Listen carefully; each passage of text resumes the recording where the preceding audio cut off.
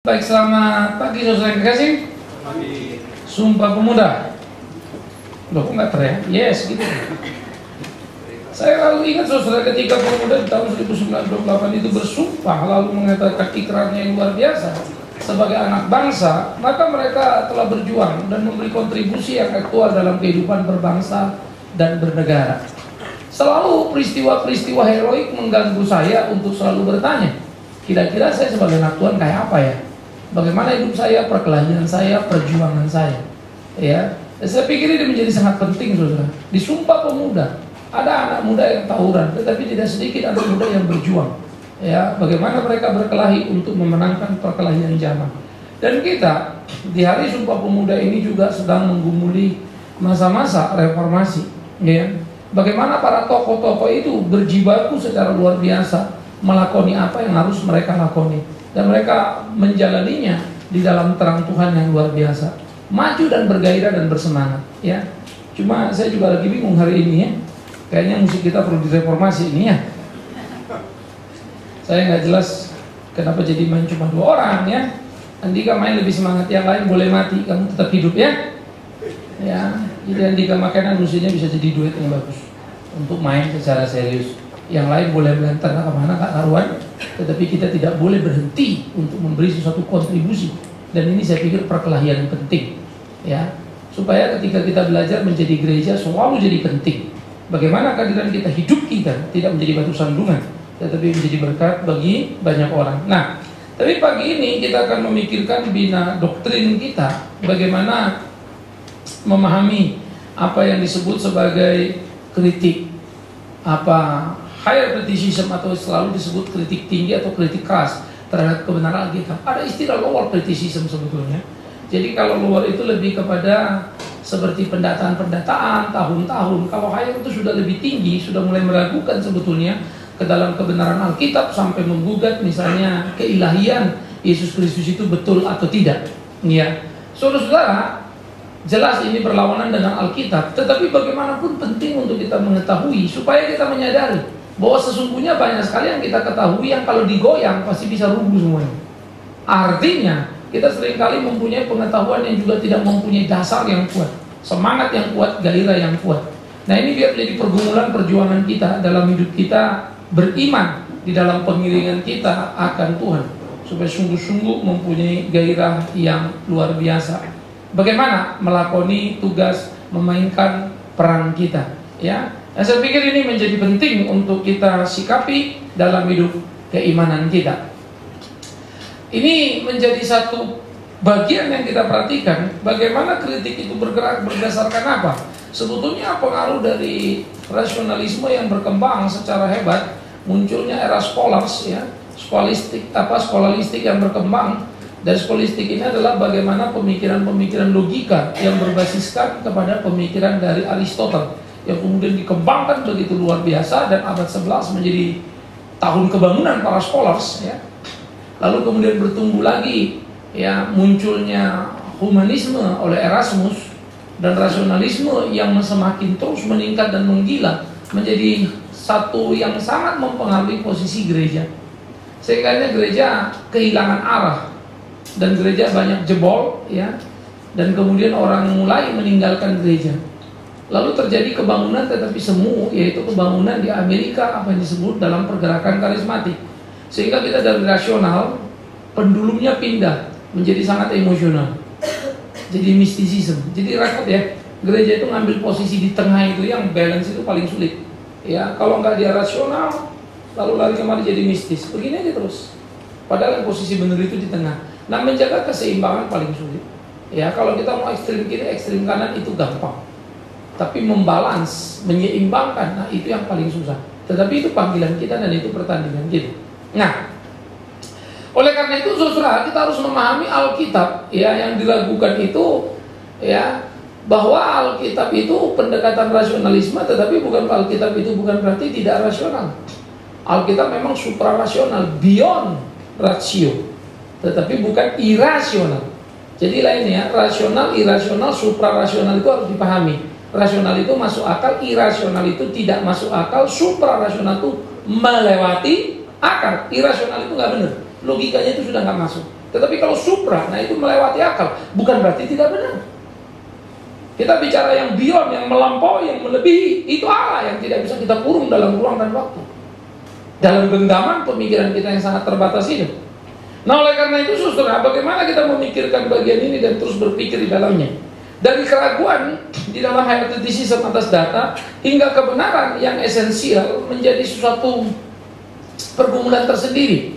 Kalau bicara tanggalan, peristiwa, raja siapa, memang bisa beda-beda tipis, ya. Tetapi kita tidak sedang merekonstruksi sesuatu berdasarkan hitungan langsung.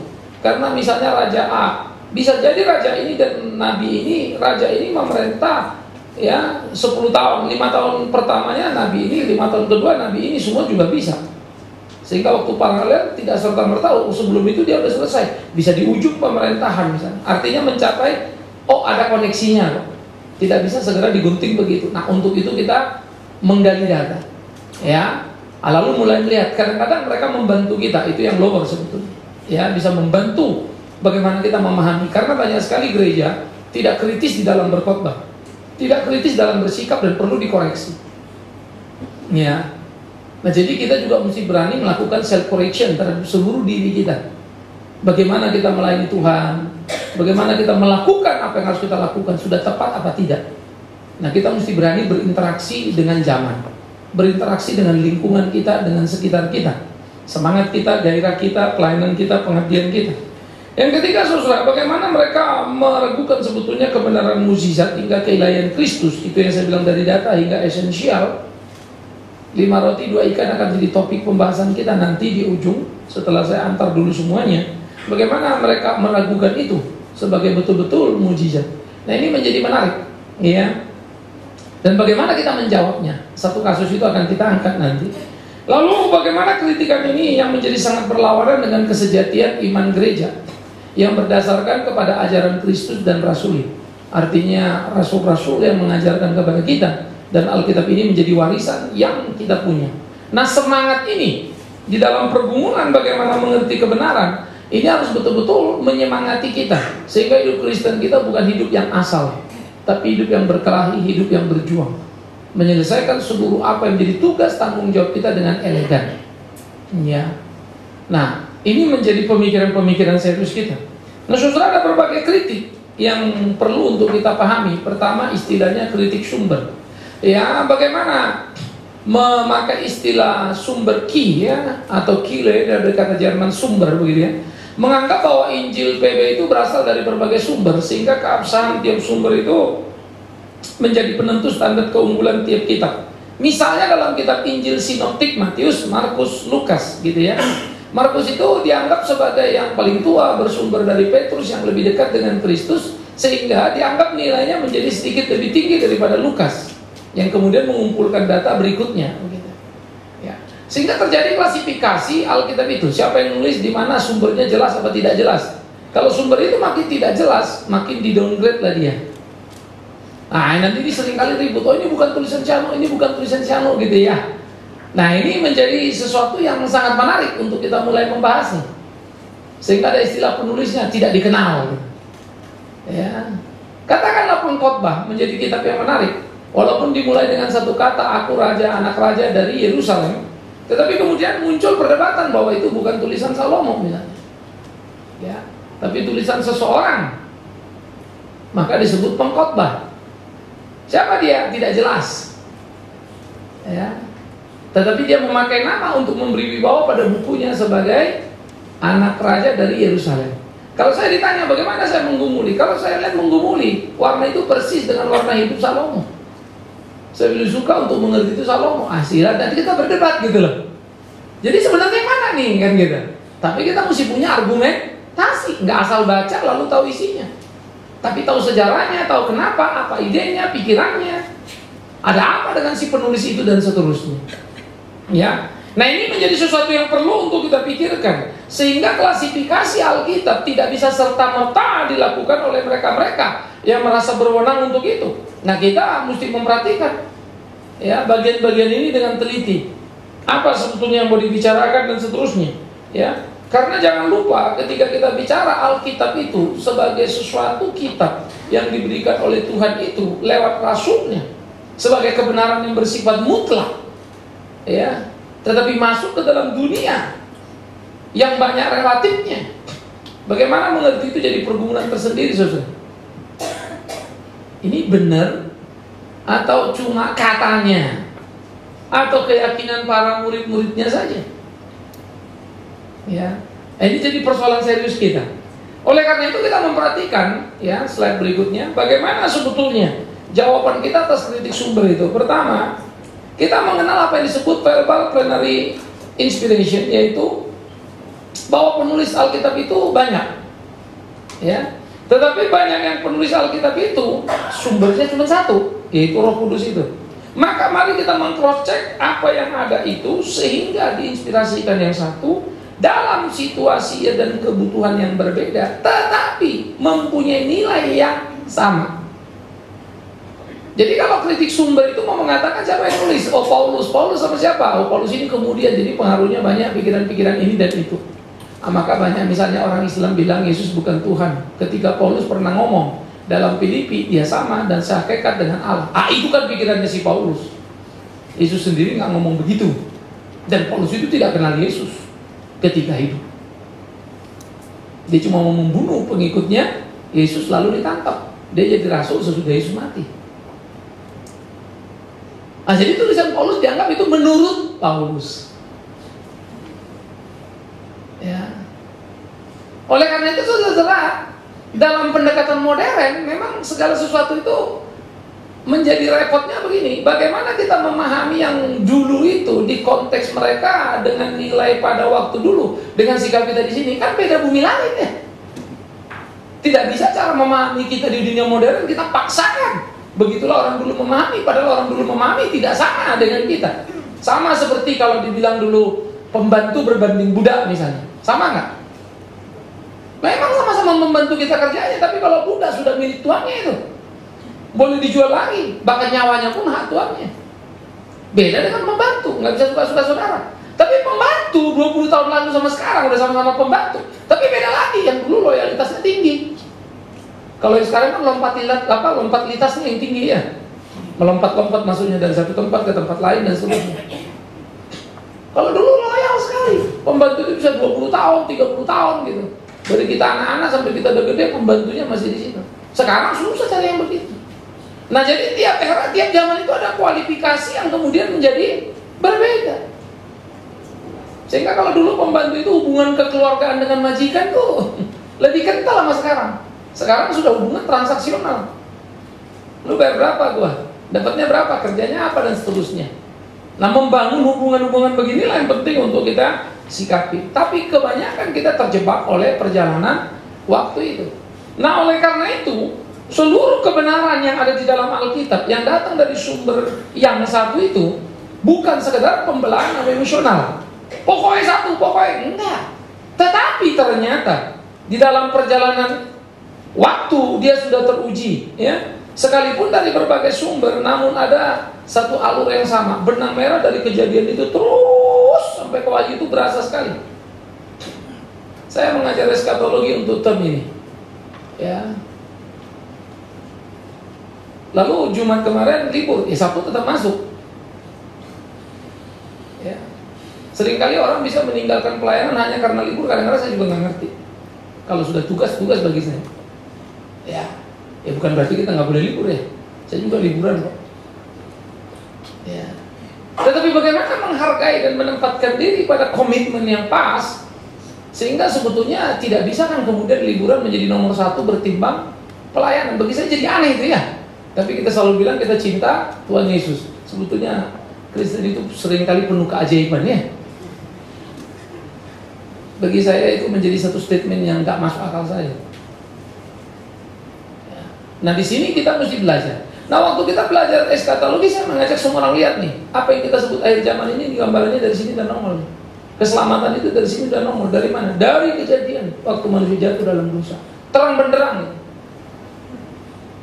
Ya, tidak akan bisa muncul menjadi sebuah kebetulan. Apalagi ketika perjanjian baru itu para rasul datang, orang-orang Yahudi, agen daripada perjanjian lama, struktur resmi majelis agama bermusuhan dengan kekristenan. Bagaimana peristiwa ini bisa sama? Padahal di sini struktur resminya memusuhi kan? Tapi malah ternyata ini memang betul. Sehingga apa yang disebut nubuat digenapi ratusan tahun silam. Bagaimana mau menyebut itu kebetulan? Menarik ya. Mika sudah ngomong bahwa juru selamat akan lahir di Bethlehem, kota kecil, 750 tahun kurang lebih sebelum Yesus datang lahir di dalam dunia. Lalu Mika sudah bicara sesuatu yang akan terjadi 750 tahun kemudian dan jadi. Dan ketika Maria ke Bethlehem karena ada peristiwa besar Kaisar Agustus yang menggiring dia karena sensus harus pergi ke Bethlehem. Bagaimana sebuah peristiwa besar terjadi tepat dan kebetulan di hamil tuanya Maria, bukan di hamil mudanya. Kalau bukan Allah yang mau mengatur, bagaimana saudara mau ceritanya? Itu baru satu loh. Belum lagi istilah perempuan muda yang dikatakan oleh Yesaya akan mempunyai seorang anak. Perempuan muda belum menikah. Loh, logikanya bagaimana perempuan muda belum menikah punya anak? Yeremia si Matius langsung bilang, inilah dia yang disebut itu, anak darah. Peristiwa satu-satunya. Kebetulan-kebetulan yang aneh bin ajaib tadi nggak bisa lagi diuraikan, bukan? Dan diwarnai dengan perempuan mandul yang bersuka cita, Elizabeth melahirkan. Cerita itu paralelnya hebat, karena anak perjanjian datang lewat Sarah yang mandul. Pembuka jalan Kristus itu lewat siapa? Elizabeth yang mandul juga. Dan datanglah juru selamat lewat Maria yang perawan. Pikir sendirilah itu. Tapi itu dalam peristiwa yang beda bentangan yang jauh, tetapi menjadi satu hal yang sangat luar biasa. Oleh karena itu, benang merah dari PL ke PB teruji dan tidak terbantah. Ada memang berbagai sumber, tapi ada berbagai penulis, ya, sumber-sumber penulisnya, tetapi satu kesatuan karena bersumber kepada yang paling tinggi, yaitu Kristus Tuhan itu. Ya, sehingga di dalam berbagai hal ini menjadi satu hal yang luar biasa. Kalau kita memandang Yesaya satu sumber, Yeremia satu sumber, tapi ada sumber utamanya, Kristus. Sehingga kritik sumber ini menjadi tidak pada tempatnya, membuat klasifikasi. Ini lebih tinggi, lebih rendah, dan seterusnya. Karena ini dibutuhkan pada zaman itu, tinggi pada zaman itu. Mungkin kebutuhan terhadap itu menjadi rendah di zaman ini. Tetapi pada waktu itu dia tinggi, ini juga sama tinggi, begitu dan seterusnya. Tetapi sebaliknya yang di atas sana nanti nggak ada artinya kalau nggak ada pengertian yang itu, yang dianggap di bawah itu. Ya, ini menarik. Jadi semua saling berkaitan, semua saling berikatan, dan semua saling mengisi dengan penting. Yang kedua, sesudah kritik sumber ini tidak begitu kemudian bergerak, ada beberapa kritik begitu yang terus menghantam. Juga ada kritik bentuk.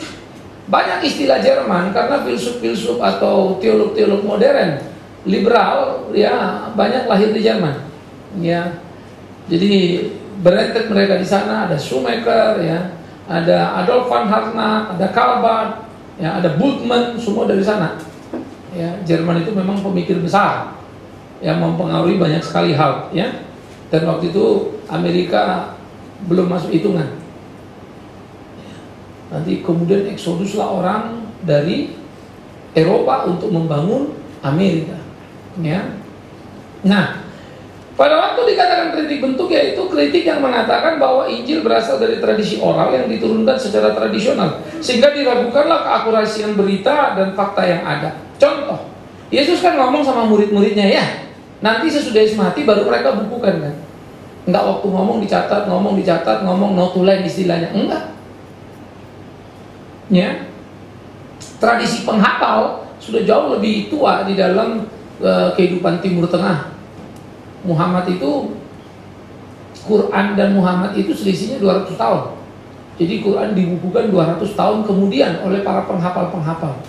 Karena pada waktu itu mereka perang, lalu rasa, kalau lagi perang ada penghafal yang ketembak, kan berkurang satu, lama-lama bisa mati kalau terganggu semua. Lalu direkonstruksi 200 tahun kemudian, sesudah Muhammad tidak ada, baru Quran itu lahir. Ya, Alkitab jauh lebih muda, jauh lebih dini, nggak sampai 200 tahun. Yesus sudah tidak ada, murid-murid mengalami hari Pentakosta, mereka dicerahkan, mereka mulai menulis. Bahkan sangat dekat, ya, kepada peristiwa pertama. Sehingga di dalam tradisi bentuk tadi, maka kita bisa melihat bagaimana itu bergerak secara luar biasa. Dan Paulus lebih akurat lagi, dia pergi, Lukas mencatat. Nah, itu kisah Rasul. Lalu apa yang dia katakan dan bagaimana suratnya dia kirimkan. Karena dia menulis suratnya pada waktu bersamaan, surat selesai lalu dikirim. Begitu juga Yohanes dalam kitab Wahyu. Ya, apa yang mereka gumuli saat itu langsung mereka tulis dan mereka kirim dan mereka kirim dan mereka kirim. Jadi saudara-saudara, kalau kita melihat di dalam hal seperti itu, kita melihat bagaimana ini menjadi sesuatu yang luar biasa. Dan ironisnya, apa yang dikatakan oleh kritik bentuk maupun kritik redaksi, sebetulnya ada satu hal yang menarik. Kalau misalnya ini nggak benar, yang benarnya apa? Mereka juga pasti nggak tahu. Karena kalau mereka ngomong, kita bisa balikin lagi. Itu kan menurut kamu. Ya. Jadi sebetulnya mau digoyang, pokoknya tidak begitu. Padahal ada pertanyaan modern kan. Oke, kalau tidak begini, bagaimana? Kalau yang nggak punya jawaban, ya gugur. Buktikan bahwa ini tidak begini dengan ada satu pembuktian. Ini loh yang benernya. Tapi kalau yang bener nggak bisa tunjukin, cuma mau meragukan. Kerjaan itu mah gampang, siapa juga bisa meragukan apapun. Iya. Nah, ini kritik ini. Tetapi lagi-lagi yang saya bilang tadi, bagaimana logika yang saya gambarkan ini memang tidak sesederhana itu di dalam perdebatan itu, ya.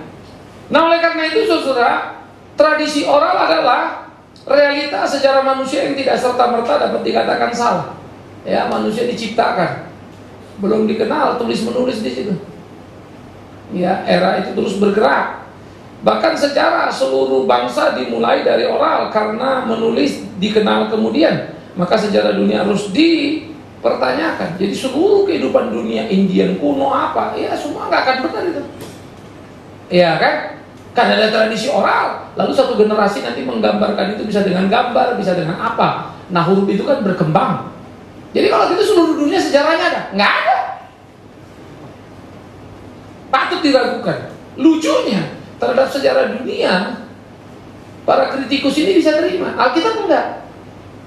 Karena dianggapnya tadi itu sudah didekati dengan curiga. Karena dalam Alkitab ini ada cerita orang lumpuh mendadak jalan, buta mendadak melihat. Kagak masuk akal itu gitu loh. Ya.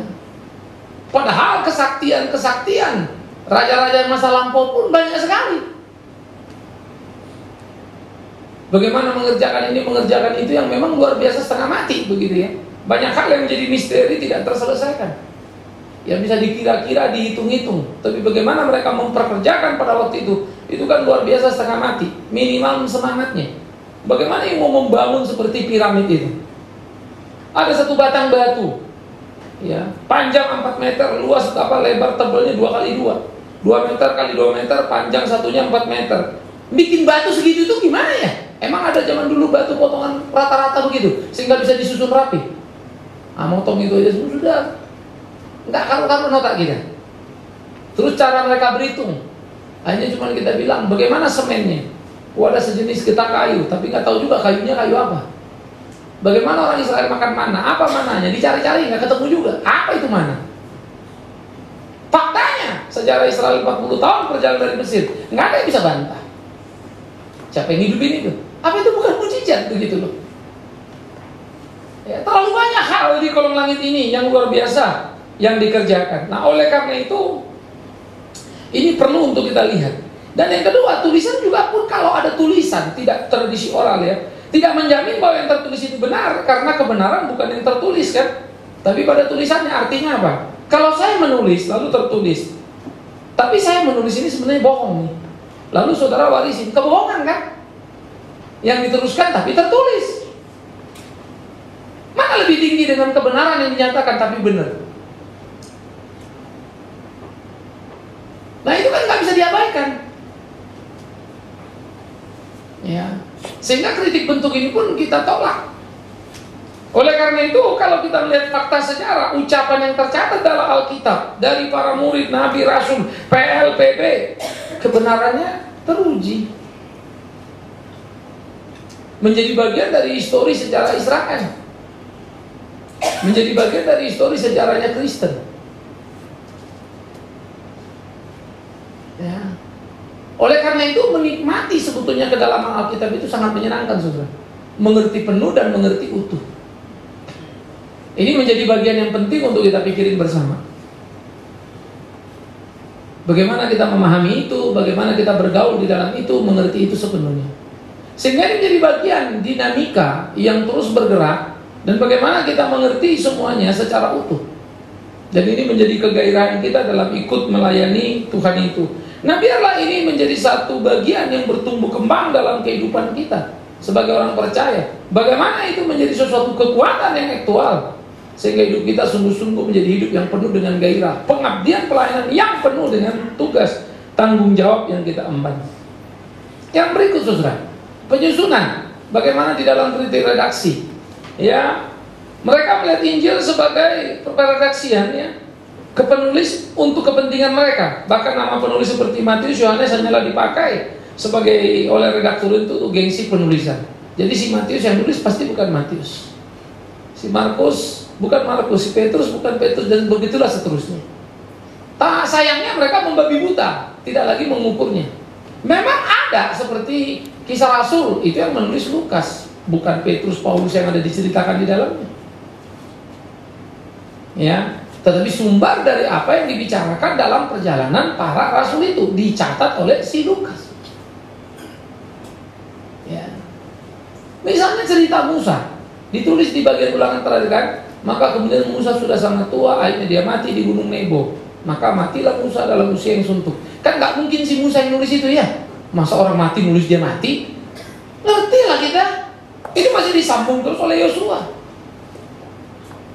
untuk menutup tulisan Musa. Tapi tidak ada kebenaran yang ditambahkan. Itu cuma laporan. Dia sudah tua, lalu akhirnya di gunung Nebo, dia mati sudah sangat suntuk umurnya. Itu aja. Tapi jangan terus digeneralisasi semuanya. Kan gawat setengah mati itu. Ya. Dan lucunya lagi sebetulnya, sekarang bibliografi itu diakui oleh banyak orang kan. Semua orang punya buku, ya. Maka buku sejarah, bibliografi si A, si B, si C sekarang kan banyak menumpuk. Bayangkanlah bibliografi itu. Yang nulis siapa? Udah jelas bukan orang itu yang nulis. Soeharto bukan nulis buku Soeharto itu. Kalau Soeharto sepintar itu menulis buku, saya akan menganggap manusia paling super itu. Ya, pidato Soeharto pun bukan dia bikin pidatonya.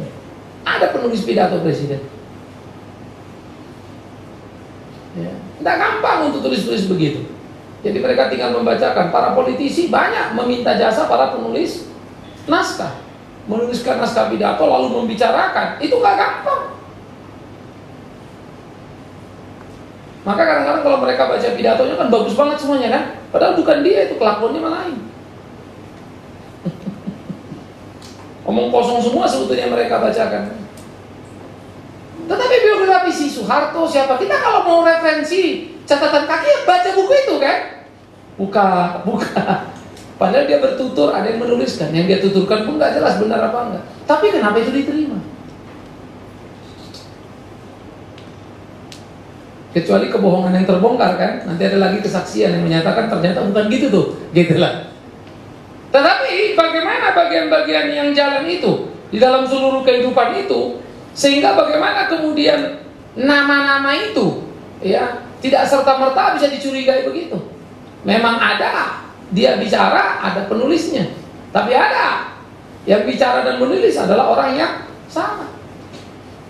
Itu bukan hal yang kemudian haram itu. Kalau saya punya sekretaris, ngomong, catat. Apakah kemudian kalau saya bilang itu tulisan Big Man Sirait salah? Ini adalah pesan-pesan Pak Big Man. Ya memang betul itu pesan saya. Cuma yang nulis sekretaris berdasarkan saya ngomong. Itu kan tidak mengurangi. Ya. Nah ini memang menjadi penting untuk kita perhatikan. Karena ingat, selalu tradisi di waktu lampau akan menjadi persoalan yang serius. Lagi-lagi saya bilang, sejarah di waktu lampau, apakah karena ditulis oleh sekretaris kerajaan sehingga ucapan raja jadi tidak benar? Iya kan? Dan ingat, sejarah dunia sama dengan Alkitab. Semua tradisi oral yang diturunkan, dituliskan dalam bentuk-bentuk tertentu, huruf-huruf, ya, gambar-gambar, huruf paku dan segala macam, kemudian jadi huruf alfabet yang kita kenal sekarang dan seterusnya. Semua kita harus mengerti dengan penuh. Ya, ini menjadi sesuatu bagian yang penting.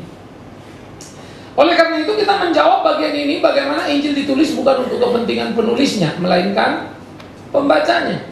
Ya, si penulis hanya dipakai sebagai alat oleh Roh Kudus itu.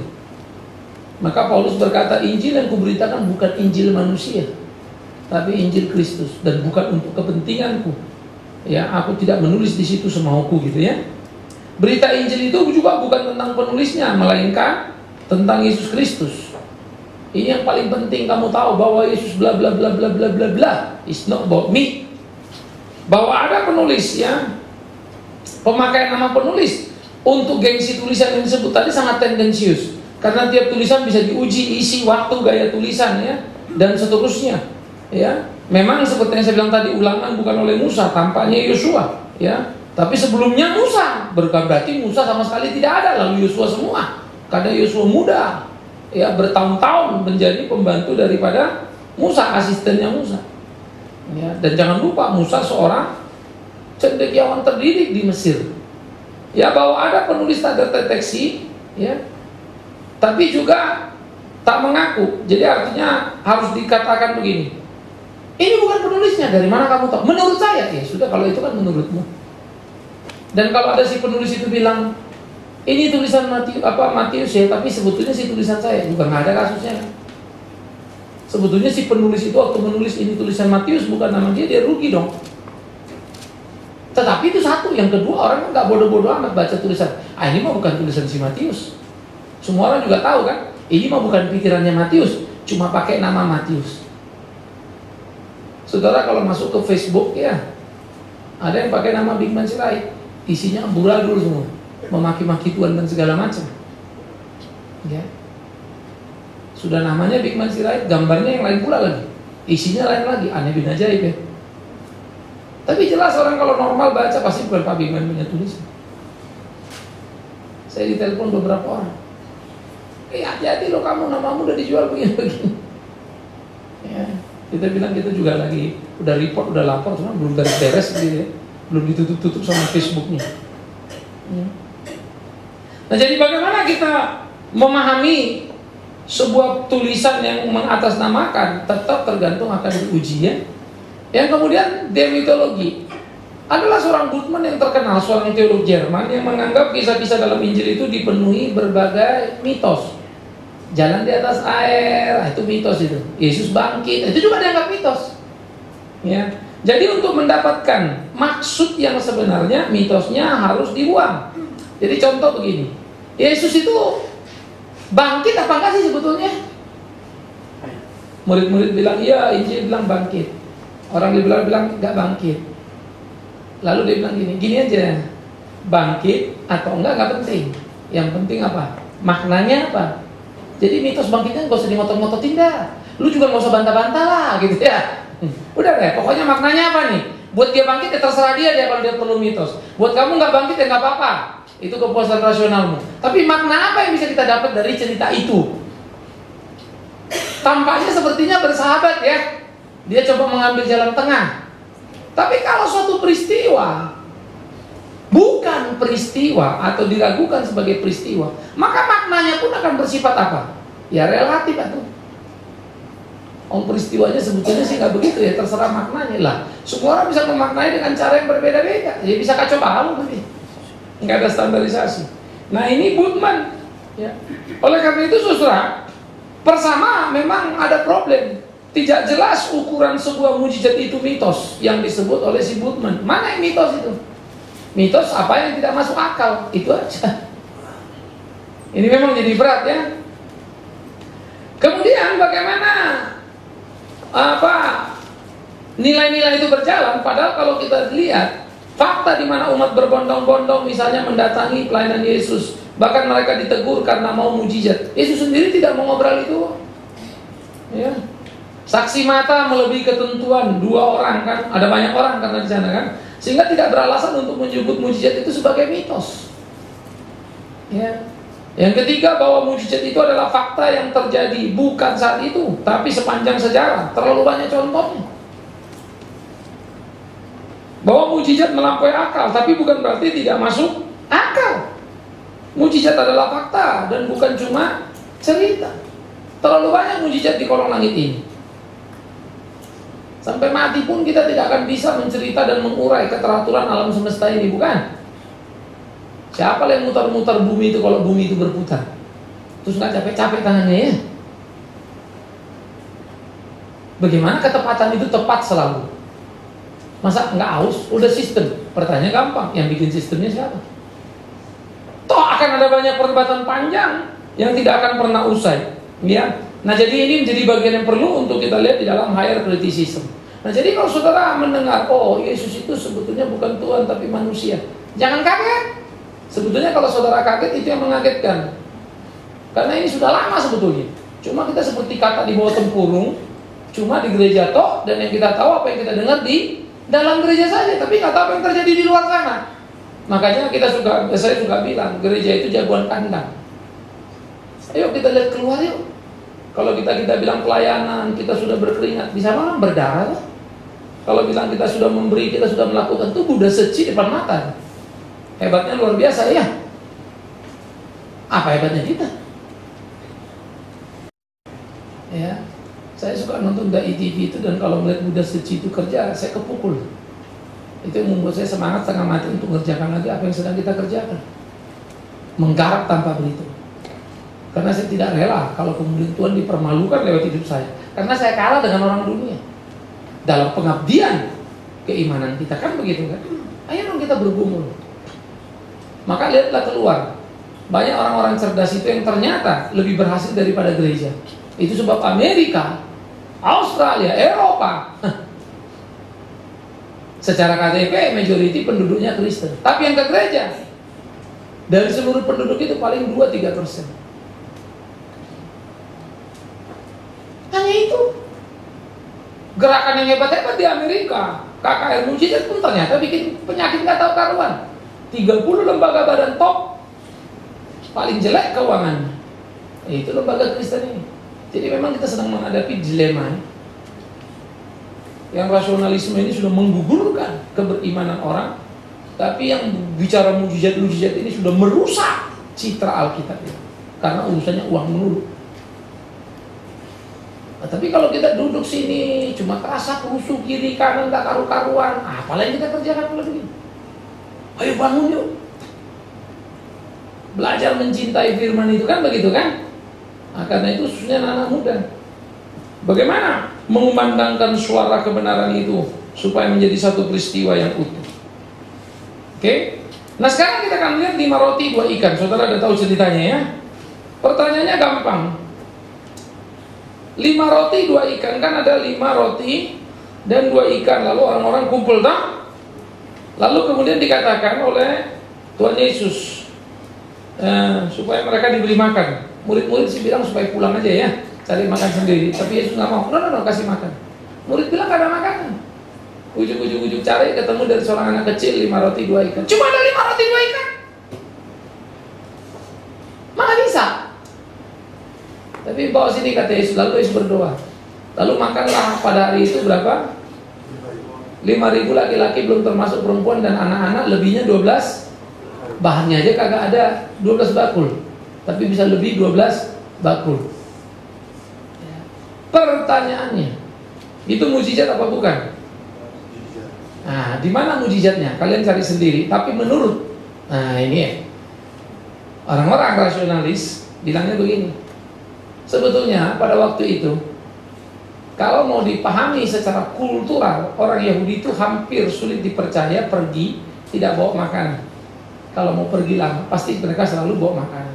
Yang kedua, bagaimana bisa mengerti dari 5.000 orang laki-laki itu, yang belum termasuk perempuan anak-anak, cuma ada satu anak yang bawa 5 roti 2 ikan. Yang ketiga, memang diyakini orang Yahudi tergolong pelit, menyimpan untuk dirinya dan tidak berbagi bagi yang lainnya. Jadi sebetulnya waktu ditanya, yang jujur cuma anak satu ini. Yang lain diam-diam aja nggak mau ngasih tahu. Sehingga waktu Yesus berdoa, dia berdoanya begini, Tuhan inilah kami. Dari 5.000 orang, hanya satu anakmu ini yang jujur berkata apa yang dia punya, 5 roti 2 ikan. Sadarkanlah kami bahwa hidup kami bukan hanya untuk diri kami sendiri, supaya kami bertanggung jawab sebagai orang beragama. Doa Yesus begitu menusuk. Begitu dia amin, semua keluarin persediaannya. Langsung semua makan. Tapi karena sudah malu betul, mereka nggak mau habisin makanannya. Berusaha untuk mengumpulkan. Nah, terkumpullah 12 baku. Jadi nggak ada mukjizat. Tapi Yesus adalah seorang retorik hebat. Dia bicara, retorikanya keren, pendekatan emosionalnya hebat, sehingga semua orang berubahlah dari pelit jadi murah hati. Sekarang pertanyaannya, saudara percaya nggak cerita yang saya katakan? Itulah kebenarannya, percaya nggak? Nah, oke, sekarang mari kita tes. Kasih tahu saya di mana ayat Alkitab yang mengatakan bahwa itu mujizat. Silakan baca. Ayo cari. Di Matius ada, Markus, Lukas, Yohanes, itu semua mencatat itu 4 Injil itu. Baca. Lihat, di mana mujizat? Bawa 5 roti 2 ikan terus jadi banyak. Silakan. Kan saudara yang ngomong toh. Ayo yang laki bagi 2. Ya, yang laki Matius sama Markus, yang perempuan Lukas sama Yohanes. Atau ginilah, perempuan-perempuan muda yang belum menikah ya, Matius. Laki-laki muda yang belum nikah, Markus. Suami-suami, Lukas. Istri-istri, Yohanes. Nah, baca sih. Lalu kalian silakan dari sana ngomong. Ini nih, ayat ini. Bahwa itu memang mujizat.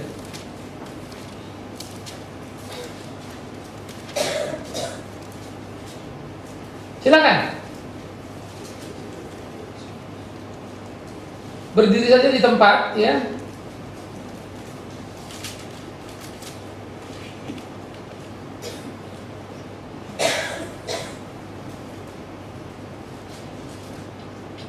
Tuh. Oke, udah lihat? Mana yang bilang itu mujizat? Ya, kenapa Jos? Ayat 14 dari Yohanes 6. Yohanes 6 Ayat 14. apa katanya? Ketika orang-orang itu melihat mujizat yang telah diadakannya, maka mereka berkata, dia ini adalah benar-benar nabi yang akan datang ke dalam dunia. Apa mujizat yang diadakannya? Membuat hati orang berubah, sehingga mengeluarkan persediaannya. Ada di situ dikatakan 5 roti 2 ikan terus jadi banyak. Ayo.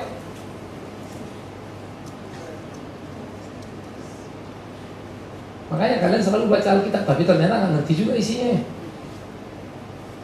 Saya berani taruhan kalau saya benar-benar liberal, saya gugurkan semua, pulang bingung semua. Tapi tenang, nanti kita akan konklusi akhir ya. Silakan.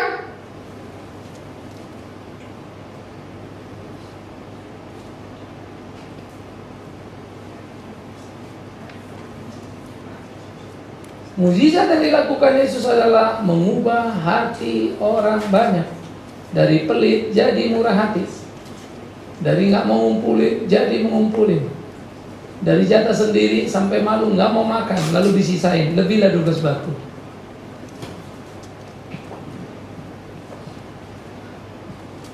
Ya, masa banyak begini udah baca, nggak nemu satu juga. Apa, Lexi?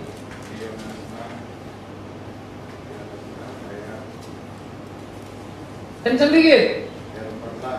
Tadi si Jo sudah ngomong.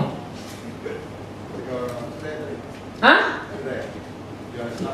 Apa bacanya? Ulang deh. Apa biar kamu dengar?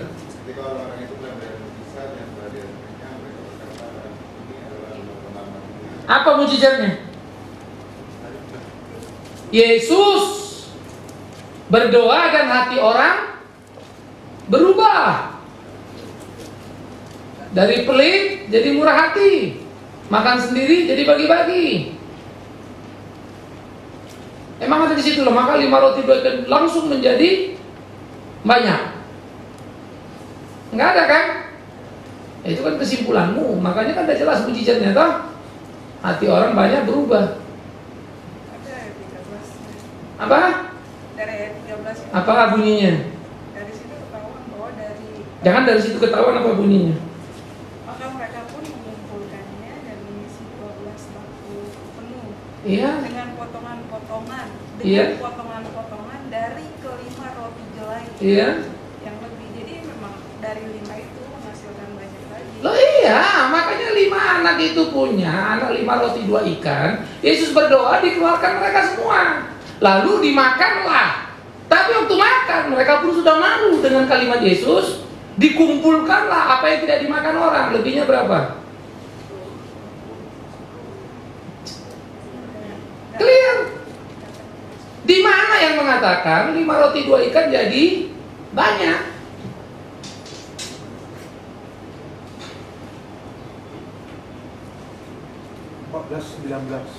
Apa? Matius 14:19. Matius 14:19. Apa bunyinya? Lalu disuruhnya orang banyak itu dulu dirupuk. Dan setelah diambilnya 5 roti dan 2 ikan, Ya. Yesus menengadah ke langit Hmm. dan mengucap berkat. Lalu memecah-mecahkan Ya. roti itu dan memberikannya kepada murid-muridnya. Ya. Lalu murid-muridnya membagi-bagikannya kepada orang banyak. Ya. Terus? Jadi kalau kita bayangkan, Jangan dibayangkan fakta dari bacaan itu.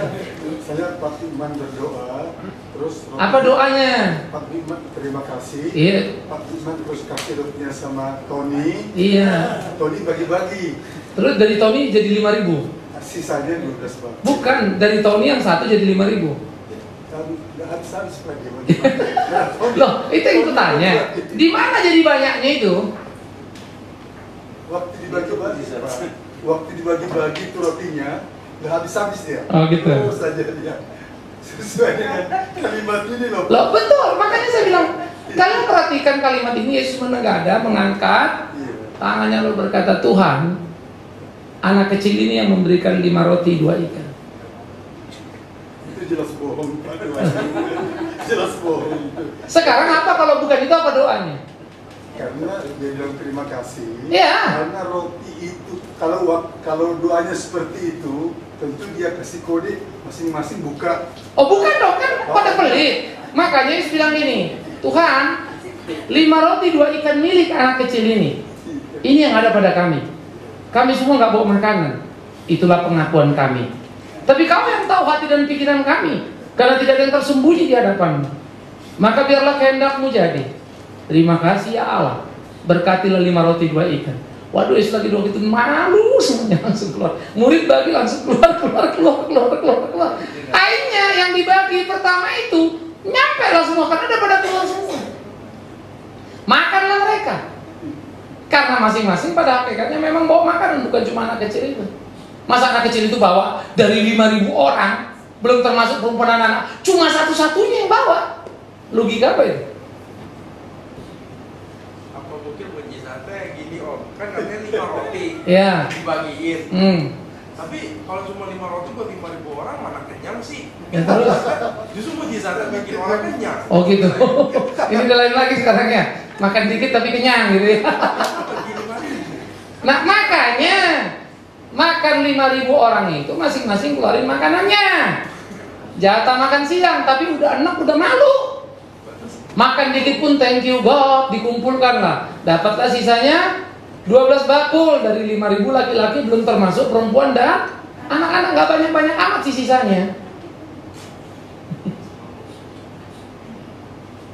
Oke, siapa lagi? Ya, kenapa guru sekolah minggu? Kita lihat. Kalau saya lihat di sini dari Matius 14, kan ketika murid-muridnya bilang tempat ini sunyi. Ya. Lalu orang banyak itu pergi supaya mereka dapat beli makanan biasa-biasa. Tapi Yesus berkata kepada mereka, tidak perlu mereka pergi, kamu harus memberi mereka makan. Ya. Jawab mereka, yang ada pada kami di sini hanya 5 roti dan 2 ikan. Yesus berkata, bawalah kemari kepada. Ya. Dan ayat 19 benar waktu Yesus suruh orang-orang dulu dikumpul di batu, lalu Yesus menengadah ke langit dan mengucapkan berkat, lalu memecah-mecahkan roti itu dan memberikan kepada murid-muridnya Yeah. untuk dibagikan. Nah di sini kalau menurut saya begini, sesuatu yang kecil ketika ada di bisa berubah menjadi besar apapun karena dia adalah Tuhan. Sekarang saya tanya, Tuhan bisa merubah hati manusia nggak Yesus? Yesus bisa merubah hati manusia. Bisa nggak bikin yang pelit jadi nggak pelit? Bisa. Nah itu yang terjadi. Loh. Tidak ada. Bukan. Saya tanya kamu bisa apa enggak kan itu kan? Nah, di mana juga terjadi 5 roti 2 ikan jadi banyak? Ada? Nah, ketika sama Tuhan di sini katakan dia memecah, ketika dia berdoa dia memecah-mecahkan. Iya, 5 roti 2 ikan itu jadi banyak. Tidak. Ya sudah, kan kamu yang bilang jadi banyak kan? Tidak bilang jadi banyak. Loh iya, yang bilang jadi banyak kan kamu kan? Betul dong saya. Yang bilang jadi banyak itu siapa? Nggak ada kan? Tapi kan di sini katakan sebelumnya mereka tidak ada yang mau makan hanya 2 anak. Ya karena orang Israel pelit-pelit. Loh, sekarang tradisi, no, kultural. Mungkin tidak dari budaya 5.000 orang, belum termasuk perempuan anak-anak. Yang bawa makan siang itu cuma 1. Logika nih. Nggak susah membayangkannya kan?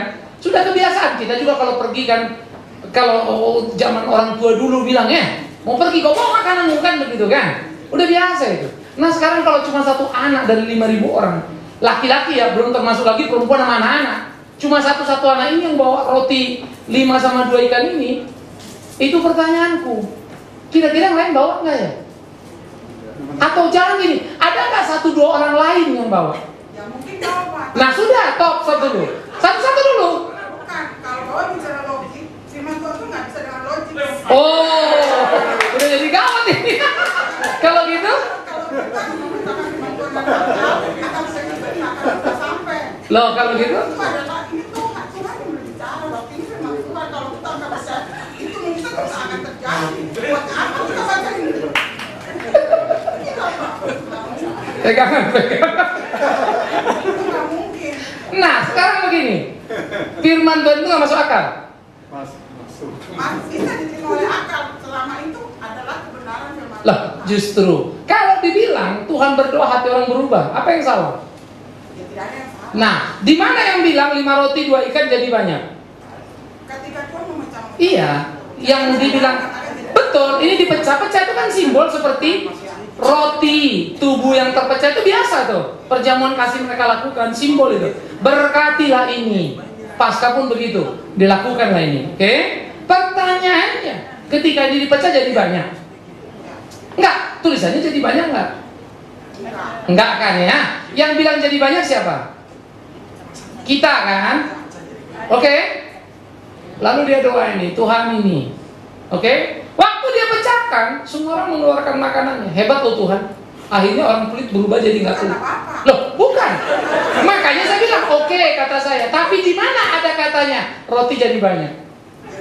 Jadi tidak boleh bilang 5 roti 2 ikan jadi ya minimum saya nggak boleh ngomong, kamu juga jangan ngomong. Nangkep nggak? Minimum itu. Kalaupun mau bilang mujizat, yang mana? Kan itu persoalannya. Lalu bilang jadi banyak, saya bilang nggak ada ayatnya. Sisanya 12 karung. Loh, justru orang kalau sudah malu mau makan pun nggak dihabiskannya lagi jatahnya. Makanya ada lebih 12 bakul. 12 bakul dari 5.000 orang, belum termasuk anak-anak dan perempuan. Sedikitnya itu sebetulnya. Nangkep. Sebenarnya ayat 11 terlihat Pak. Sebenarnya apa? Yohanes 6 kita lihat ayat 11. Oke, apa bunyinya? Di situ terlihat sekali bahwa jadi dari pecahan itu dia membagikannya sesuai dengan banyaknya orang. Loh, Jadi di situ terus? terbukti banget bahwa Apa terbukti di mana? Coba baca baik-baik. lalu Yesus mengambil itu, Iya. bersyukur dan membagi-bagikannya kepada mereka yang duduk di situ. Iya. Demikian juga dibuatnya dengan ikan-ikan itu sebanyak yang mereka kehendaki. Jadi Oke. sebanyak orang itu. Loh. Jadi udah pasti udah jadi banyak. Loh, nanti dulu. Maka berdoalah dia sekali. Oke. Loh, nanti dulu. Kalau tubuh dipecah, roti dipecah, tubuh Yesus terpecah nggak? Ini biasa dalam perjamuan Israel. Ya Tuhan, ini roti, ini ikan ini. Ya, seberapa yang mereka kehendaki, biarlah Engkau yang memenuhkannya. Pertanyaannya sederhana. Dari mana datangnya 5 roti. Dari mana datangnya? Roti untuk 5.000 laki-laki, belum termasuk perempuan anak-anak ini. Itu pertanyaannya kan? Dari mana datangnya? Kan itu. Apa? Dari pemberian anak itu, terus didoain sama Tuhan, dibaca-bacakan jadi banyak itu. Loh, di mana jadi banyaknya? Itu dari tadi kan pertanyaannya Ya, bolak-balik. di ayat 11 di situ. Loh, di mana kan nanti dulu? Baca baik-baik ayat 11-nya. Itu asumsi. Hati-hati dulu nih. Kamu sudah dipenuhi, tapi baca ayat 11 nggak ngomong begitu. Maka jadi banyak sesuai yang dikehendaki. Nggak ada bilang roti itu jadi banyak. Sebanyak yang mereka kehendaki. Artinya kebutuhan mereka terpenuhi lah, kan begitu kan? Betul nggak? Nah, kamu dibilang sebanyak mereka terkehendaki, emang mereka datang ngambil. Kan dibagi-bagikan. Makanya, jadi waktu mau didistribusi, pertanyaannya kapan dia penuh? Emang murid itu bawa 5.000? Balik lagi ke Yesus. Ah, coba apa kan saya bilang tadi. Please. Kalian saya ngerti karena saya juga orang Kristen, jangan takut. Udah saya bilang, saya bukan liberal nih, tapi saya lagi mau ngomong sama kalian. Berapa kita ngomong dengan pikiran kita, bukan dengan data, bukan dengan fakta yang ada. Kita lagi ngomong di sini nih, di memori nih. Kita lagi ngomong dengan keyakinan, lalu kita paksakan ayat itu begitu. Padahal mana ayatnya nggak bunyi gitu.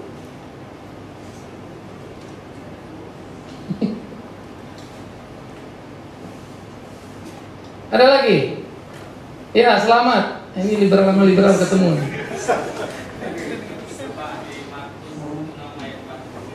Markus 6. Ya.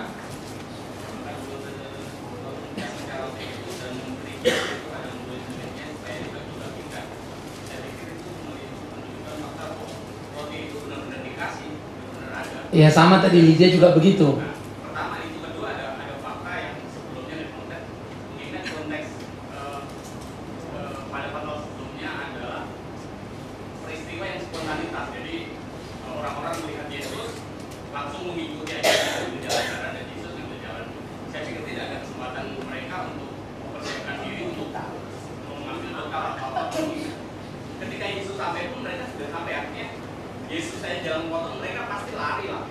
Oh, jadi 5.000 orang.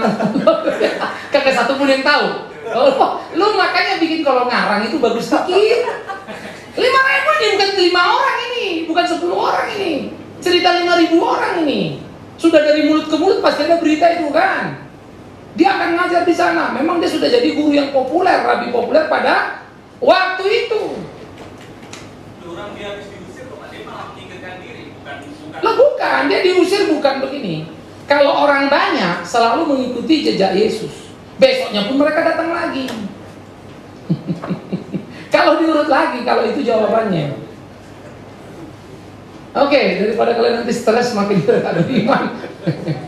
Perhatikan kalimat ini. Orang liberal itu bilang mujizatnya itu retorikanya Tuhan Yesus. Hebat dia, hebat bisa mengubah apa? Hati. Itu kan mujizat toh. Jadi, bagaimana dia berdoa hati orang berubah? Maka kalian harus jawab terhadap persoalan itu. Kalau memang begitu, berarti yang hebat bukan Yesus. Siapa? Siapa yang hebat? Anak kecil itu tindakannya sudah mengubah hati orang, Pak. Yesus mah cuma meminjam peristiwa anak kecil itu saja. Nangkap? Jadi saudara sudah mikir dengan keyakinan, tidak lagi melihat pertanyaan. Nangkap maksud saya? Nah itu cara orang Injil itu begitu tuh. Udah langsung geger, langsung paksa-paksa. Padahal datanya nggak ada. Minimal kalau kita bilang tadi kita ngomong, dia nggak bisa ngomong. Kalau begitu oke. Mujizatnya bukan oleh Tuhan Yesus, tapi siapa? Anak kecil yang memberi 5 roti 2 ekor. Tindakannya memukul orang banyak. Tuh anak kecil udah bikin gitu kita malu kan? Itu satu. Udah selesai. Yang kedua, perikop berikutnya dari Yohanes. Maka besoknya mereka datang berbondong-bondong. Yesus marah. Apa katanya? Kau datang bukan cari firman, tapi cari roti. Artinya apa? Kemarin kagak bawa. Susah amat sih. Jawabannya tidak ada di tulisan yang ada itu. Makanya kalau baca Alkitab jangan satu perikop atau pasal. Nah, apa maksudnya?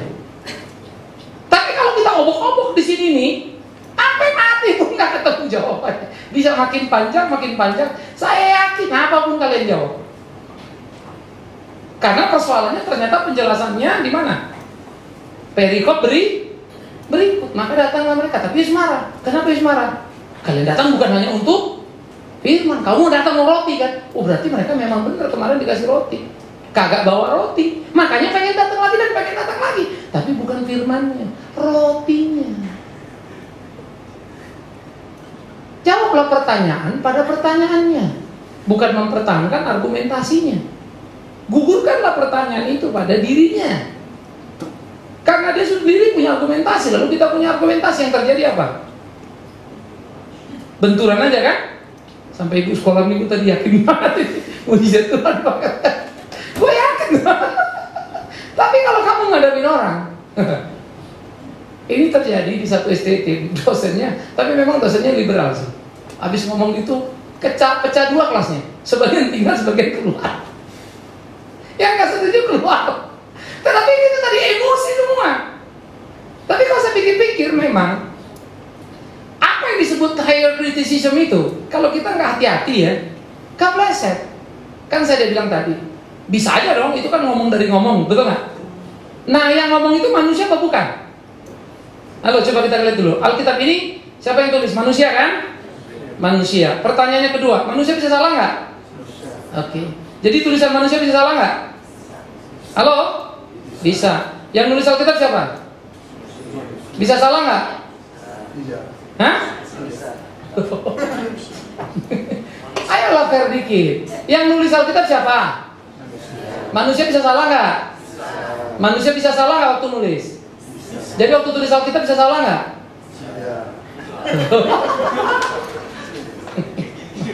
Karena waktu nulis Alkitab Roh Kudus, Pak. Makanya yang bilang kan kalian. Saya makanya tanya tadi. Ini tulisan siapa sih? Roh Kudus apa manusia? Halo? Tulisan Roh Kudus.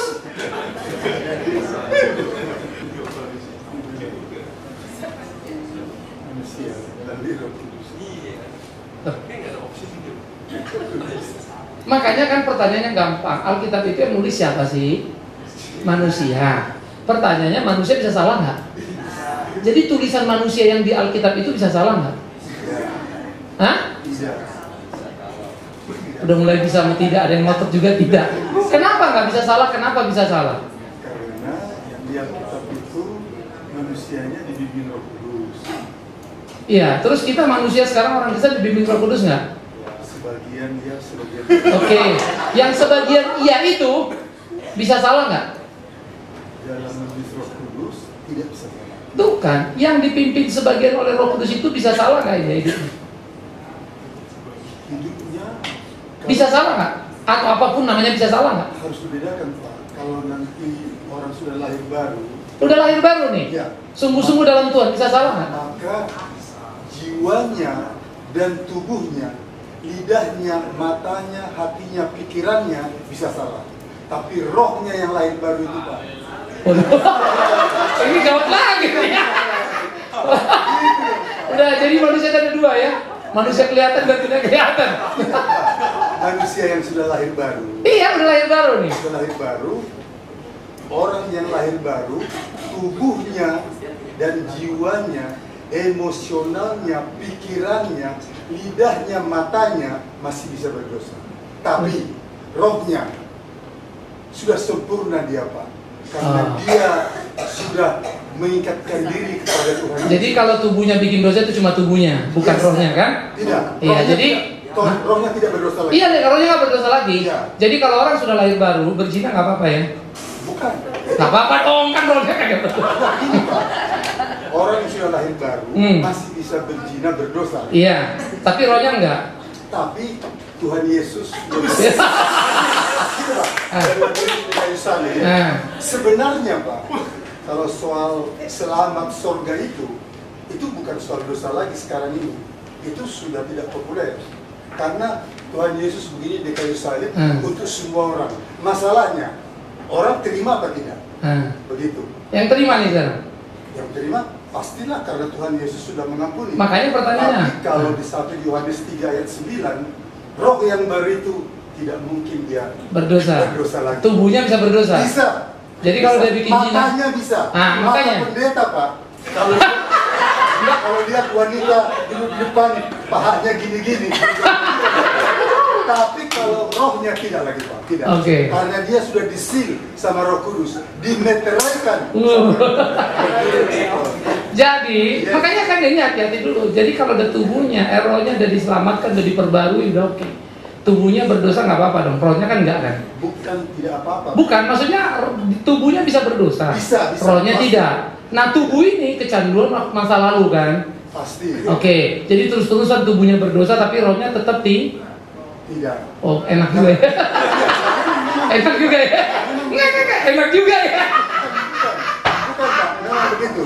Jadi kalau gitu, kenapa Yesus ngomong, ikut aku? Bukan, sebelum pikul salib apa? Jadi, makanya Yesus bilang, kau diperbaharui. Apanya yang diperbaharui? Rohnya Dan jiwa. pikiran. Itu hidup kita. Jadi, maka janganlah tubuhmu kau persembahkan lagi untuk dosa itu. Persembahkanlah, itulah ibadahmu yang sejati. Itu bahaya, itu dualisme, Pak. Nggak boleh gitu. Jadi keselamatan, ketika kita diselamatkan, kita bisa tidak berdosa, maka berdosa kita akan digugat Tuhan. Orang yang sungguh-sungguh sudah ditebus, pohon dikenal dari apa? Buah. Jadi kalau kita bilang bisa, itu paling rawan. Itu jadi dualisme. Dualisme Yunani, tubuh ini adalah penjara dosa, bisa bikin dosa terus, tapi jiwa pasti selamat. Karena dia dua. Oke. Jiwa, roh. Bukan. Jiwa. Roh sebetulnya kita yang membuat itu trikotomi. Bukan istilah trikotomi manusia menciptakan. Bukan. Tapi Paulus mengatakan jelas di dalam 1 Tesalonika 5:23 dikatakan mengenai roh, jiwa dan tubuhmu sempurna. Itu salamnya dia. Bukan strukturnya. Cuman satu ayat. Yesus bilang apa? Di Yehezkiel 36:26 juga. Kalau Bapak bisa baca dulu di situ. Enggak apa-apa. Di situ juga dikatakan mengenai roh dan hati. Iya. Jadi memang beda, Pak, memang beda. Jadi Yehezkiel juga mengatakan bukan hanya di satu. Di Yehezkiel dikatakan Yehezkiel 11 ayat 18 menyatakan roh dengan hati. 36 juga dengan di 1 Tesalonika 5:23 dan bahkan Ibrani 4:12 juga menyatakan roh dan jiwa berbeda. Jadi bukan hanya cuma satu. Oke, jadi sekarang lebih gampang dulu. Kalau gitu roh yang punya manusia apa binatang punya roh nggak? Tergantung. Nggak, binatang punya roh nggak? Begini, Pak, tergantung Bapak pakai Alkitab yang mana.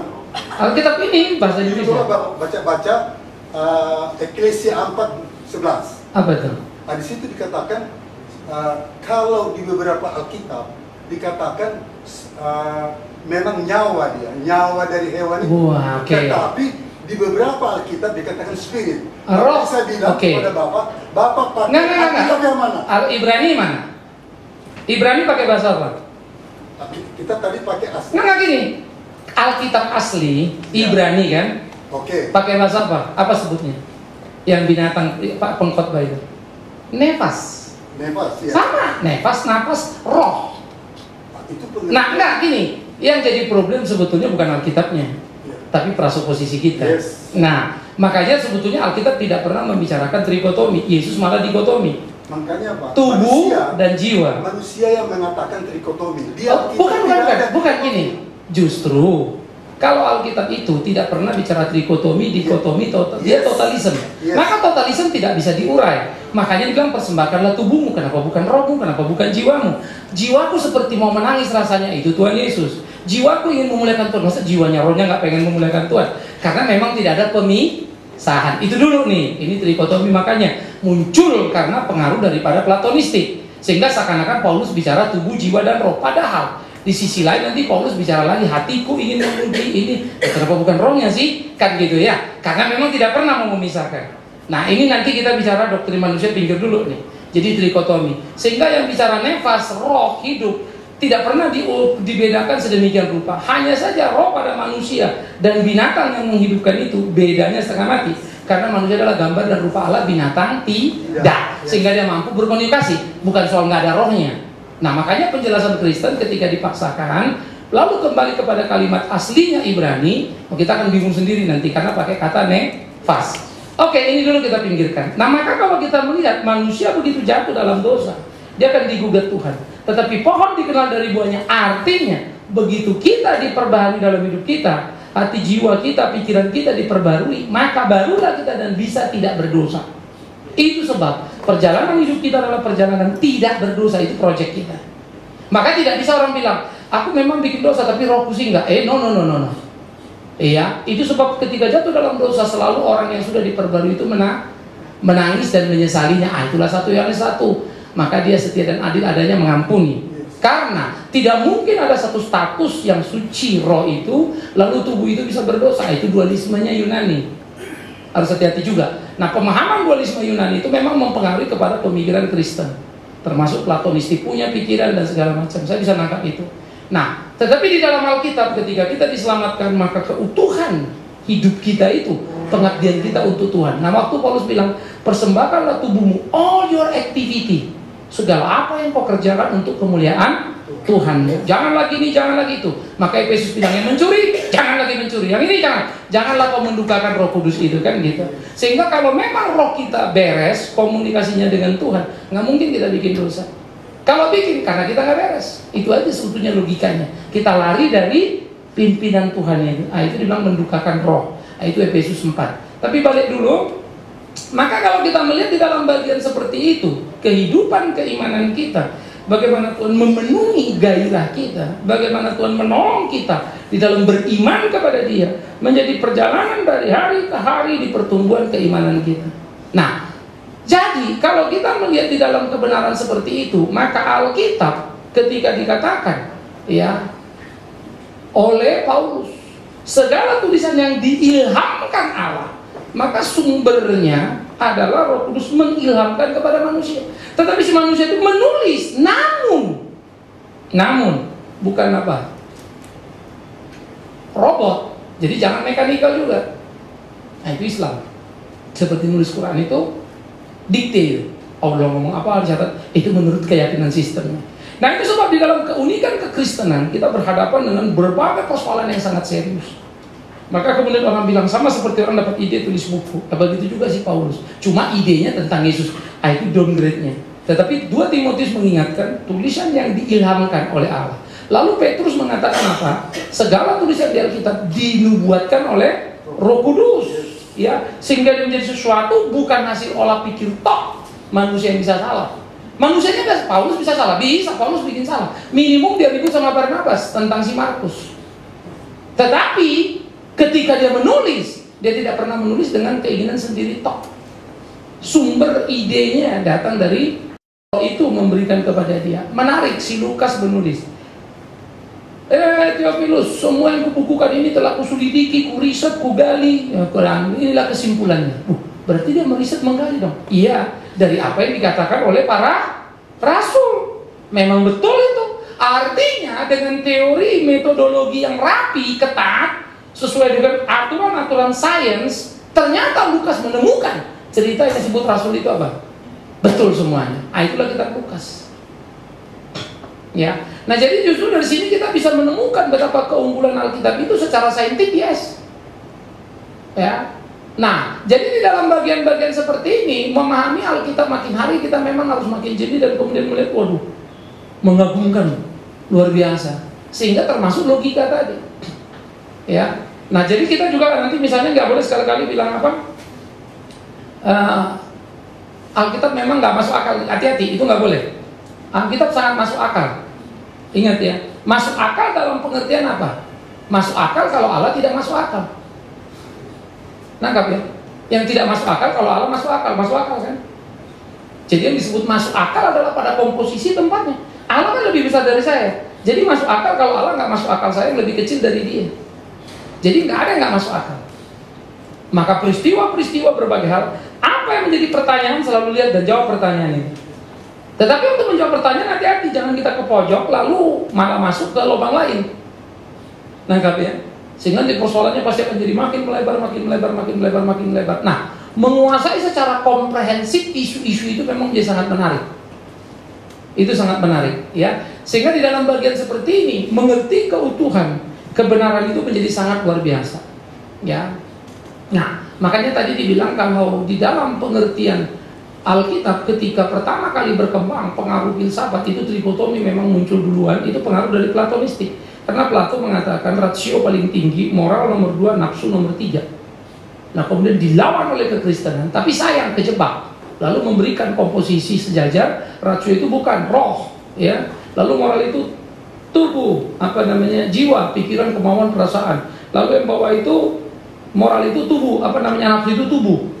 Ya. Padahal dalam terminologinya Plato, tubuh itu memang menjadi paling hina, bisa saja bikin apa. Tapi rasio tidak tersentuh. Nah, ini jadi terjadilah pembedaan wilayah antara rasio dan tubuh. Jadi seakan-akan tubuh bikin dosa nggak apa-apa selama rasionya enggak. Padahal nggak mungkin tubuh bikin apapun tanpa instruksi rasio. Nah, kita kan satu keutuhan. Maka apapun perbuatan kita harus bertanggung jawab. Karena itu memang berkembang pengajaran terakhir. Kalau suami kita jatuh dalam zina, kita nggak boleh marahin dia. Karena sebetulnya dia korban dari apa? Roh zina. Kasihan tuh suami ya. Maka istri-istri kalau suamimu jatuh dalam dosa zina, ingat, itu cuma korban. Suami-suami, haleluya. Papa kenapa gini? Mama, aku korban dari roh zina. Nah, ini memang berkembang, Pak. Gila sekali. Dan ini banyak di dalam kekristenan sekarang. Jadi memang kita perlu kehati-hatian di dalam ranah seperti itu. Kita bertanggung jawab pada tiap tindakan kita. Dan bukan saja di kolong langit ini ya, terutama sama Tuhan dan terhadap sesama kita. Makanya dikatakan, kasihlah Tuhan Allahmu, dan tidak mungkin kau bisa mengasihi dia kalau tidak mengasihi siapa? Sesama. Omong kosong itu. Kalau kau mengasihi dia pasti ngasih sesama. Gak mungkin kau bisa mengasihi dia tanpa sesama. Sehingga di dalam korelasi Kristen itu, hubungan itu yang memang amat sangat bertanggung jawab. Nah, di sini sebetulnya keunggulan dan keindahan dari Alkitab itu. Alkitab itu sangat luar biasa sekali, ya. Sehingga Yesus mengatakan, buat apa kau takut pada orang yang bisa mengambil semua harta bendamu itu ya? Tapi takutlah pada yang bisa mengambil jiwamu, hidupmu, life. Jadi utuh di dalam seluruh hakikat hidup kita itu. Tetapi memang kita adalah satu kesatuan. Sangat bergantung pada apa yang sedang dilakukan. Misalnya kalau dikatakan, kasihlah Tuhan Allahmu dengan segenap hatimu, jiwamu, akal budimu. Emang maksudnya apa sih? All your aspect. Akal budi itu lebih berkaitan waktu kita berpikir. Tapi mana boleh berpikir kehilangan hati nurani, kan nggak bisa kan? Maka berpikir itu outputnya akan dipengaruhi oleh hati nurani. Itu bersamaan semua bekerja pada satu sistem tubuh kita yang unik. Nah, kita berpikir dengan hati nurani sebagai orang Kristen yang sudah ditebus, bukan yang tidak ditebus. Hati nurani orang belum ditebus beda lagi. Hati nurani orang yang sudah ditebus sudah diperbarui oleh Roh Kudus itu. Ya, oke. Jadi di dalam bagian seperti ini kita bisa belajar satu hal. Yesus berjalan di atas air misalnya, ya, itu mereka bilang waktu Yesus itu sebetulnya Petrus itu kesalahannya katanya Yesus itu di pantai. Cuman kan gelap malam. Zaman dulu mana ada sih lampu sorot. Jadi dilihat itu Yesus itu. Lompat si Petrus jalan, ya tenggelam lah. Orang belum dekat ke pinggir. Yesus itu cuma sedengkul biasanya. Jalan dia sedengkul gitu. Udah datang, lompat dia. Makanya dia mau tenggelam. Katanya. Nanti pulang mikir sendiri ya. Tapi tolong jangan petantang-petantang cerita sama anak sekolah minggu begitu. Ayo adik-adik pilih mana? Nggak boleh loh.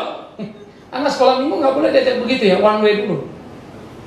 Keyakinan dasar itu mesti ditaruh dulu. Nah, gurunya yang perlu diobok-obok. Ya, kalau anak-anak kita gitu bisa pulang salah tangkap dia. Dan kalian jangan salah paham ya. Nanti pulang cerita lagi, heran lo Pak Biman nggak percaya mujizat ternyata. Mati aku kalian bikin. Ya, jadi ingat bagaimana menjawab para kelompok-kelompok higher criticism itu. Ya, dan masih banyak lagi. Ya, seperti orang lumpuh berjalan, nah, itu disebut apa? Endorfinnya naik. Ya, lalu itu namanya yang shock, satu shock terapi terhadap orang itu, dan orang itu digairahkan, dibangunkan karena Yesus itu memang seorang motivator yang sangat besar, kata para saintis. Ya, sayangnya kalau dia bilang begitu kita cuma bilang iya, tapi yang tuli juga dengar. Gimana dia dengar Yesus memotivasi dia? Nangkap ya? Kalau lumpuh aja saya ngerti Pak, tapi maaf ya, yang tuli juga mendengar ya. Memang dia bisa dimotivasi kalau tuli, kan kagak. Jadi ngeliat case-case-nya menarik begitu loh. Iyain aja dia, tapi problem ini gimana? Kalau motivasi kan mesti dengar dong. Nggak dengar nggak termotivasi. Lah orang tuli gimana dengarnya? Gaya Yesus bahasa isyarat, buset. Ya, maka kita akan ngomong dan menunjukkan kepada tiap kolom langit ini bagaimana sebetulnya hal-hal itu luar biasa diwujudkan. Nah, jadi seluruh hal yang dikatakan di Alkitab menarik, punya dukungan-dukungan yang kuat pada keseluruhan Alkitab itu. Maka itu berbahagialah kita punya Alkitab kita. Tetapi ingat, siapapun bertanya dan apapun yang bertanyakan, kita harus siap menjawabnya. Itu panggilan kita sebagai orang percaya, ya. Banggalah dan bersyukurlah. Maka saya suka ketika kemudian kitab Injil mengatakannya, langit bumi akan apa? Akan hancur berlalu, tapi firman itu tinggal. Dan jangan lupa ketika kita mati kita akan diadili oleh apa? Ya firman itu. Karena semua kita berdosa cuma satu. Kenapa? Melanggar firman. Kamu tidak berdosa kalau tidak melanggar firman. Kamu berdosa melanggar firman. Jadi firman itu sudah mengadili kita tiap hari dalam hidup kita. Sayang, kalau sedikit yang kita tahu, maka kita akan sedikit merasa salah. Makin banyak kita tahu, barulah kita tahu kita salah banget. Maka berbahagialah kalian yang membaca Alkitab sedikit banget, karena hidupmu suci banget. Menurut apa yang sedikit itu. Tapi nggak boleh ya. Makanya dibilang firmanmu pelita bagi kakiku, terang bagi day by day, tiap hari hidup kita. Ya, karena itu gairahkan dirimu, tetapi satu juga, lihat sekeliling kita dan buat itu menjadi berkobar. Kalau ada orang di luar sana tidak ngerti Alkitab, pengabdiannya, semangatnya lebih hebat dari kita, masa kalian rela? Kalian harus terbakar dan kalian harus terpukul. Mana boleh mereka lebih baik? Mestinya kita yang lebih baik. Tapi kalau sampai mereka lebih baik, berarti kita tidak sesuai dengan Alkitab itu. Jangankan bilang Alkitab, Rasul itu melihat orang di sekitar kita aja kita ketinggalan. Nah, ini biar jadi pergumulan kita ya. Kita berdoa. Terima kasih untuk apa yang boleh kami renungkan dari firman-Mu. Tuhan terus tolong tuntun pimpin kami, perbarui hati dan pikiran kami untuk yang mengerti apa yang menjadi kehendak-Mu, sehingga sungguh-sungguh dalamnya nama Tuhan dipermuliakan. Menggali kebenaran dalam dan mendalami menjadi satu kegairahan tersendiri. Tuhan tolong kami, Tuhan berkati kami. Biarlah semuanya menjadi sungguh-sungguh bekal di dalam hidup kami untuk hidup sesuai dengan kehendak-Mu. Di dalam nama Tuhan Yesus Kristus, Tuhan yang hidup, kami berdoa bersyukur mohon pimpinan Tuhan senantiasa. Terpujilah Tuhan kekal selama-lamanya. Firman hidup yang menghidupi kami, yang menuntun membimbing tiap langkah-langkah kami. Kami serahkan hidup kami, gereja-Mu, rekan pekerja, pengurus seluruh jemaat dalam tangan Tuhan. Terima kasih Tuhan Yesus. Amin. Mari kita bangkit berdiri saudara dan kita akan membacakan hukum kasih.